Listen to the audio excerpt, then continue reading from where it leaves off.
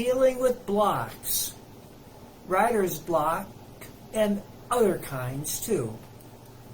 Blocks keep us from doing things, and that's why I chose the hit song Stop in the Name of Love by the Supremes to introduce this podcast. So, away we go. I watched a number of videos that focused on what blocks us from doing the things we want to. After that, I found articles and other videos explaining the underlying causes. And I've used my syntopical approach to synthesize what recommendations they have. No matter the type of block you are facing, the recommendations apply. One presenter started by saying a block of any block is a kind of personal resistance to doing something.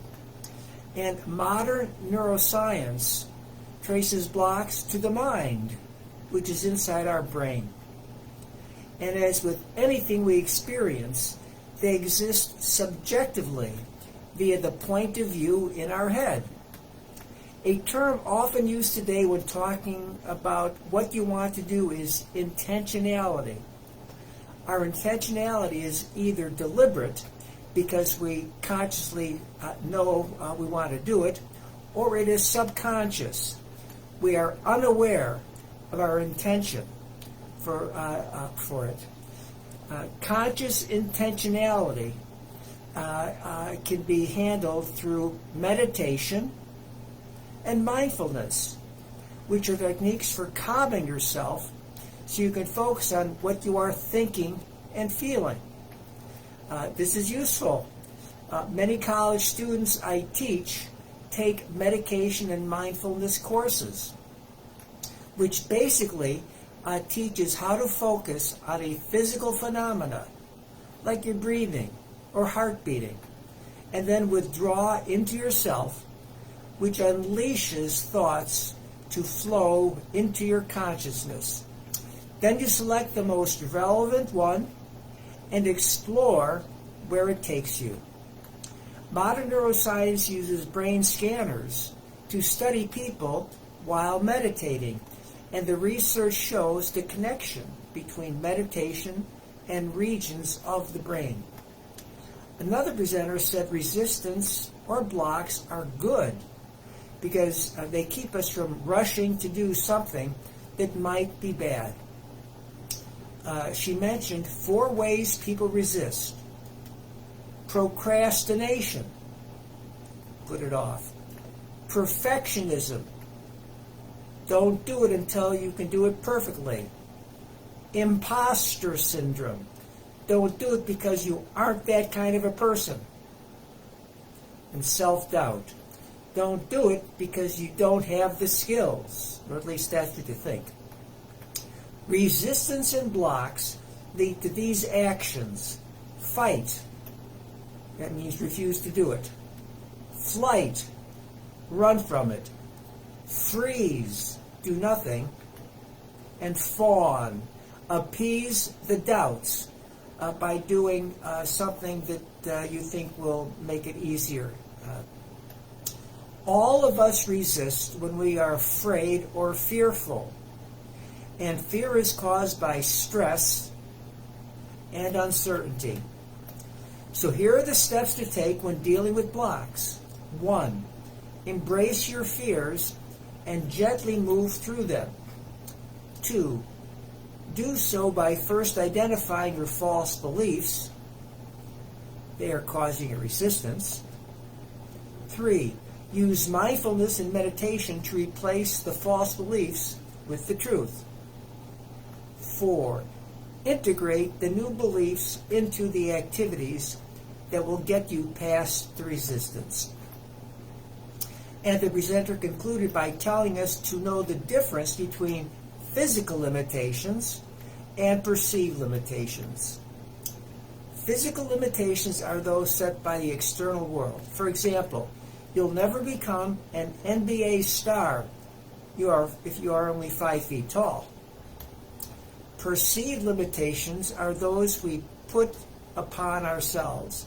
For example, I'll never become a famous physicist if I can't learn calculus. People can change perceived limitations via mindfulness and meditation. Well, I asked ChatGPT this question: how should a writer deal with writer's block? And here's its answer. Writer's block can be a frustrating experience, but there are several effective strategies to overcome it. 1. Just start writing. Even if what you produce initially is terrible, the act of writing can help break through mental barriers. Write anything that comes to mind without worrying about quality. You can always revise and improve later. 2. Change your environment. Take a walk, exercise, or simply move to a different workspace. Physical activity and a change of scenery can help stimulate creativity and clear your mind. 3. Set a routine. Establish a regular writing schedule and stick to it.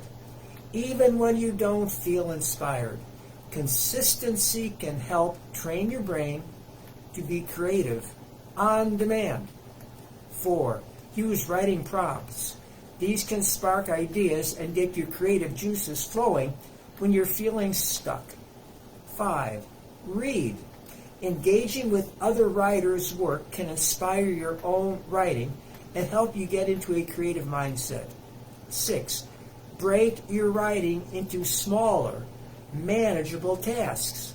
Use techniques like the Pomodoro method, that's a 25-minute focused writing session, to make the process less daunting. 7. Don't aim for perfection. Accept that your first draft will be flawed and focus on getting your ideas down. You can refine and improve your writing during the revision process. 8. Analyze the root cause. Often, writer's block stems from a specific issue with your writing, such as pacing problems or forcing characters to act out of character. Identify these issues will help you move forward. 9. Free write or brainstorm. Jot down ideas without worrying about structure or coherence. This can help generate new concepts and overcome mental blocks. And 10. Seek input from others.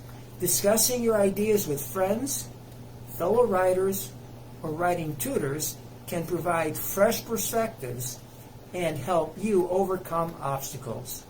Remember, writer's block is a common experience and doesn't reflect on your abilities as a writer. By trying different strategies and being persistent, you can overcome this challenge and continue to developing your craft. And that wraps up this podcast. You can decide if the recommendations presented might work for you. Thank you for listening, and bye-bye until next time.